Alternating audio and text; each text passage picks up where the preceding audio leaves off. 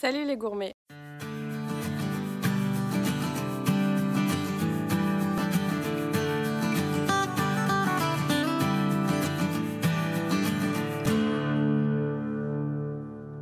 Aujourd'hui, je vous emmène à la ferme des Cyprès à Courtisols vers Châlons en Champagne. C'est une ferme assez diversifiée en agriculture biologique. Donc ils ont trois pôles, on va dire. Le premier qui sont toutes les grandes cultures, blé et tout ça, luzerne.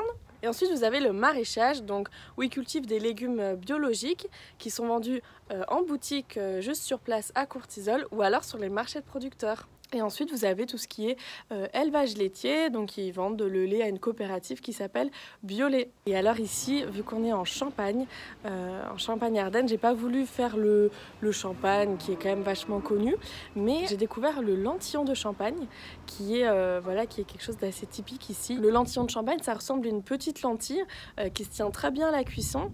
Et donc j'ai décidé de vous montrer tout ça, vous expliquer comment est-ce que c'est planté, cultivé, du moment où on cultive la plante jusqu'à l'assiette. Donc je suis allée rencontrer Théophile qui s'installe bientôt sur la ferme, qui a repris la ferme. Donc c'est une ferme très très familiale, de génération en génération. C'est parti, je vous emmène voir tout ça.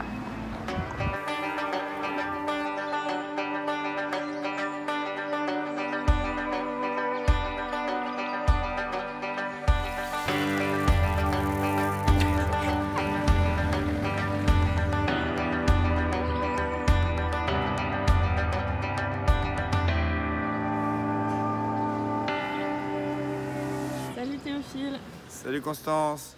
Alors explique-nous un peu l'histoire de la ferme des Cyprès. Alors ici, vous vous trouvez à la ferme des Cyprès, comme Constance a pu vous le dire. Moi, je travaille avec mon père sur cette ferme. On fait du blé bio, des lentilles. Oui. Pourquoi on fait du lentillon de Champagne chez nous? C'est une plante qui aime bien la fraîcheur, qui n'aime pas le sec, qui grille avec le sec.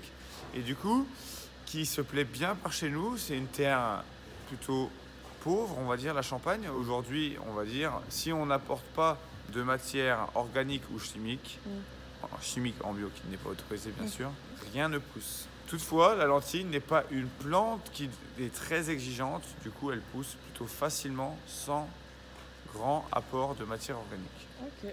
Je vous emmène dans les champs pour vous montrer comment ça se passe le labour et les semis. Donc là on est le 1er novembre. Le 1er novembre on peut labourer et semer le lentillon. Ensuite le reste, tout ce qui est récolte et tout ça, on va juste vous expliquer comment marchent les machines parce que malheureusement on ne pourra pas y assister. Ce n'est pas la saison. Pour faire du lentillon de Champagne, étape numéro 1, c'est le labour. Le but du labour c'est de retourner en fait la terre parce qu'il reste encore un petit peu de, on va dire, de l'herbe au-dessus et le but c'est de mettre l'herbe en dessous pour pouvoir ensuite semer. En bio, on utilise beaucoup le labour parce qu'on n'a pas de pesticides pour traiter et gérer les adventices. Du coup, on utilise ces techniques-là qui sont des techniques alternatives. Ça permet de ressortir un sol propre et qui est, on va dire, prêt à semer après avoir resserré le sol.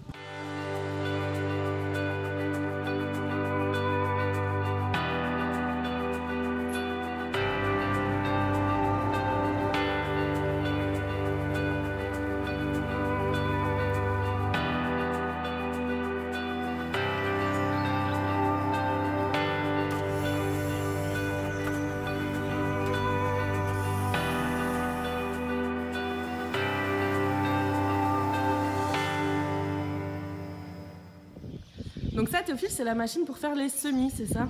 C'est ça. Après avoir labouré la parcelle qu'on veut semer, on passe cet outil qui permet de semer régulièrement tous les 15 cm la lentille associée avec de l'épeautre. L'épeautre qui sert de tuteur à la lentille, parce que sinon on n'arriverait pas à la récolter. Ouais. On a ici l'épeautre et la lentille. C'est les lentilles qu'on a récoltées l'année d'avant, qu'on vient mélanger, bien sûr pas dans la main. Hein. Ouais. On vient mélanger ça. 10% d'épeautre. Bon là, il y a un peu plus d'épeautre que 10%. Ouais. Du coup, on sème ça au semoir. Donc tu mets de l'épeautre qui en gros va faire un tuteur et la lentille va s'enrouler autour, c'est ça? C'est ça. La céréale va pousser en hauteur et faire une tige et la lentille va venir s'enrouler autour pour pousser et ça évite qu'elle soit au sol et sinon on aurait du mal à la récolter. Okay. On met le grain en haut dans la trémie.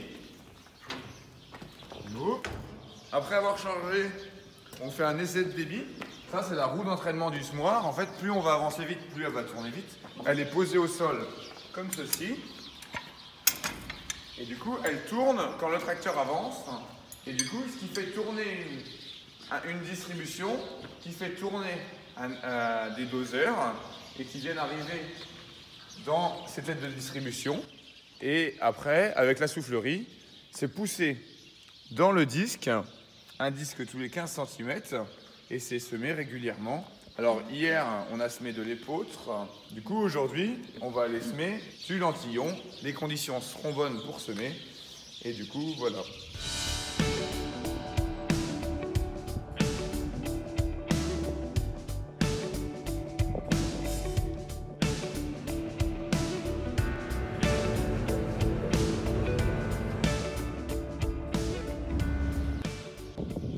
C'est une plante qu'on sème début novembre pour être récoltée à la moisson, c'est-à-dire en plein été, quand il fait chaud, au mois de juillet.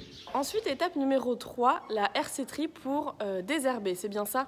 C'est ça, la herséterie, c'est un outil avec des dents. On peut régler la sensibilité de la dent pour qu'elle soit plus ou moins agressive et ne pas abîmer la culture.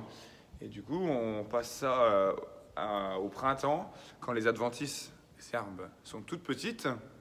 Et du coup, ça nettoie la parcelle et ça évite qu'on ait des coquelicots et plein d'autres herbes dans la parcelle. Aux alentours du 14 juillet, c'est la récolte de la lentille et de l'épeautre avec cette grosse machine. Alors ça, c'est la moissonneuse-batteuse. C'est une machine qui permet de récolter les céréales, que ce soit le blé, l'orge, mais aussi les lentilles. Du coup, c'est une machine qui coupe la céréale et la lentille, qui monte dans la machine. Elle est battue avec un batteur, puis séparée de la paille pour arriver dans la trémie et être stocké après dans la benne.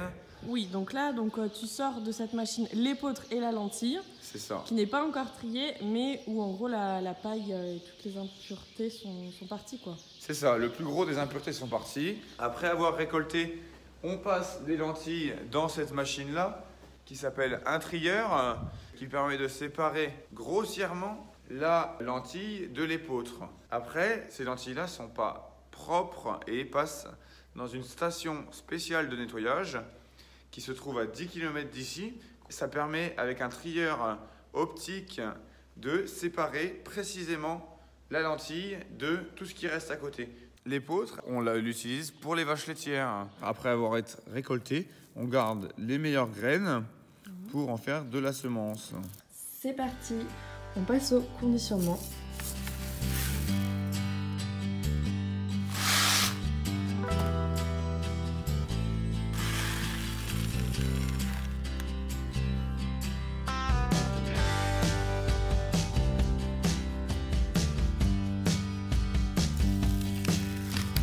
Et l'étiquetage.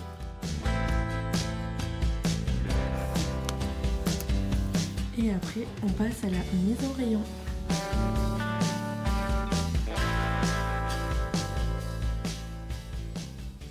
Alors maintenant que vous savez comment est-ce qu'on fait du lentillon de Champagne, on va aller en cuisine avec Nono, ici même, qui va nous préparer une recette traditionnelle qui va nous montrer comment est-ce qu'on fait la saucisse aux lentilles.